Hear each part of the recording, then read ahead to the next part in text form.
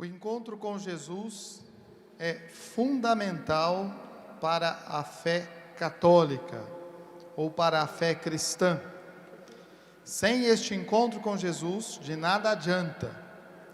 Às vezes nós ficamos muito preocupados com números, com as multidões. Mas quantas pessoas são? Mas será que todos daquela multidão são de fato discípulos de Jesus? Será que realmente querem caminhar com Jesus? Multidão é sempre uma expressão impessoal, Basta acontecer um acidente, uma coisa pequena, que logo a gente vê que se ajuntam pessoas. São curiosos. Muita gente às vezes até vê a pessoa acidentada, o outro acidentado, e nem a iniciativa de chamar uma ajuda, de chamar alguma coisa. São curiosos que querem ver. Na maioria das vezes querem ver, quanto mais complicada é a situação, maior é o número de pessoas que se ajunta para ver o que está acontecendo.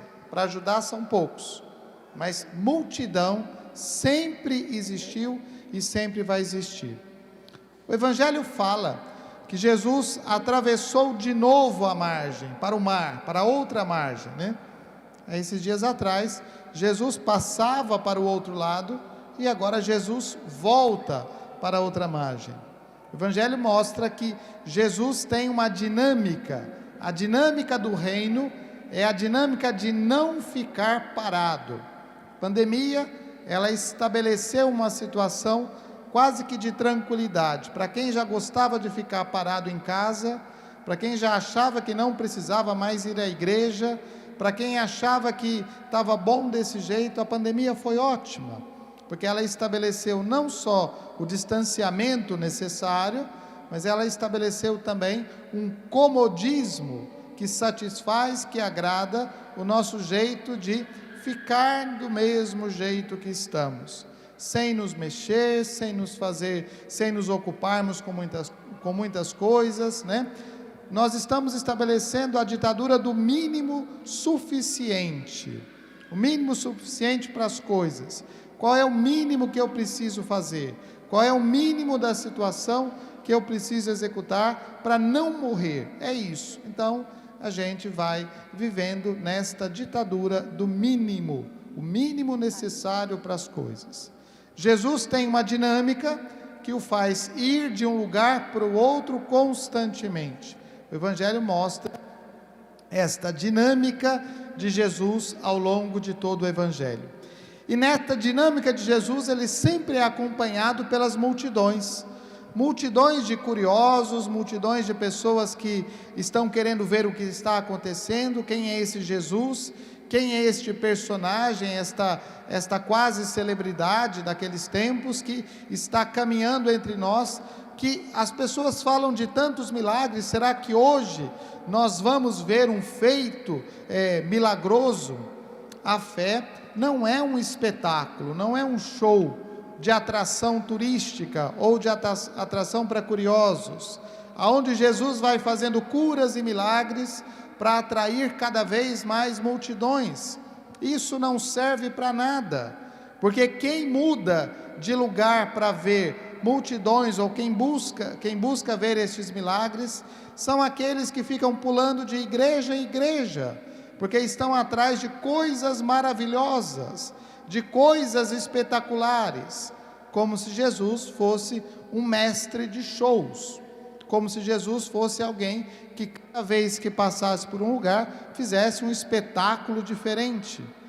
Jesus não é um animador de auditório, Jesus não é animador de multidões, Jesus não é alguém que veio para fazer curas espetaculares, para que as pessoas cada vez mais convencidas sejam mais generosas nas suas contribuições. A caridade que falava a segunda leitura não tem nada a ver com isso. É a caridade que nasce de uma experiência profunda do encontro com Jesus. Então as multidões, elas têm essa característica de acompanhar Jesus, mas isso não significa muita coisa. Mas aqui, no Evangelho, nós temos duas pessoas muito importantes que precisam nos chamar a atenção. A primeira é Jairo. Jairo tem muita coisa a perder.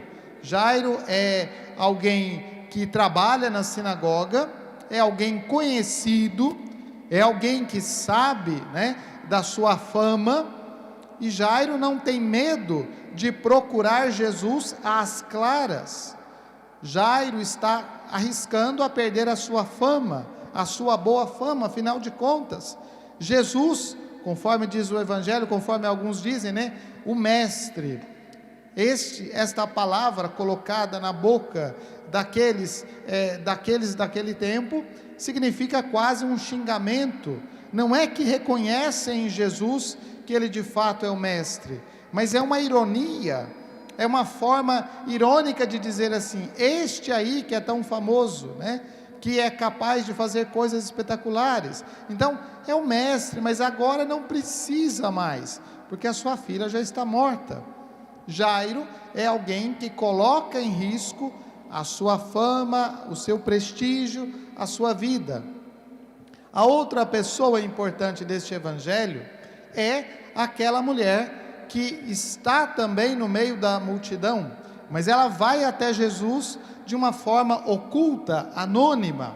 Ela quer de Jesus alguma coisa, ela já gastou tudo de si, ela não tem mais nada a perder, mas ainda assim ela quer fazer a coisa anônima. Vai que não dá certo, vai que não é isso, vai que isso não vai funcionar. Então é uma maneira oculta de fazer as coisas. Se nós queremos seguir Jesus, nós precisamos arriscar em Jesus, nós precisamos arriscar tudo de nós em Jesus. Não adianta a gente guardar ou resguardar alguma coisa, não adianta a gente segurar uma parte, né? A gente se preocupar com o que os outros vão pensar. Mas o que os outros vão pensar se eu falar que sou cristão? O que os outros vão pensar se eu disser que eu sigo a Jesus, que eu tenho este posicionamento claro, direto, diante das situações do mundo? O que será que eu arrisco perder se eu seguir Jesus? Também não adianta tentar seguir Jesus de forma anônima, de forma oculta, né? Como se a gente tivesse uma vida clara na igreja, como se a gente experimentasse a nossa fé na igreja, mas na realidade do mundo a gente não quisesse demonstrar isso, a gente tivesse vergonha de demonstrar aquilo que nós somos ou a fé que nós temos. Ou nós estamos claramente do lado de Jesus, fazendo a nossa opção clara por aquilo que é o ensinamento de Jesus, ou nada, ou nós fazemos parte daquela multidão que é simplesmente um grupo de pessoas que caminha de um lugar para o outro procurando um show. Às vezes nós ficamos preocupados com as pessoas que entram na igreja e saem da igreja. E o Papa Bento XVI tem uma frase que é muito marcante, né? Nós não precisamos ficar preocupados com aqueles que entram e saem da igreja, porque eles nunca foram da igreja, eles nunca fizeram a opção por Jesus Cristo, eles nunca conheceram a Jesus Cristo. Quem vai para outra igreja dizendo que agora conheceu Jesus, é porque nunca estava buscando Jesus, e provavelmente vai começar a buscar Jesus em outro lugar, em outro lugar, em outro lugar, porque não fez uma opção, ou não faz uma opção clara por aquilo que é Jesus, não quer de fato se encontrar com esse Jesus que muda, que mexe com a vida das pessoas, que mexe com a nossa vida. E se nós não estamos de fato dispostos a proclamar a nossa fé publicamente, nós fazemos parte desse grupo que é apenas de curiosos a respeito da fé, que é um grupo de curiosos a respeito das coisas da igreja, que é um grupo de curiosos a respeito de Jesus. Sabe muito, mas quase tudo que sabe de Jesus, leu nas revistas, nos artigos, leu em publicações de internet, mas não fez a experiência do encontro com Jesus. Esta é a experiência fundamental que transforma a nossa vida. Louvado seja nosso Senhor Jesus Cristo.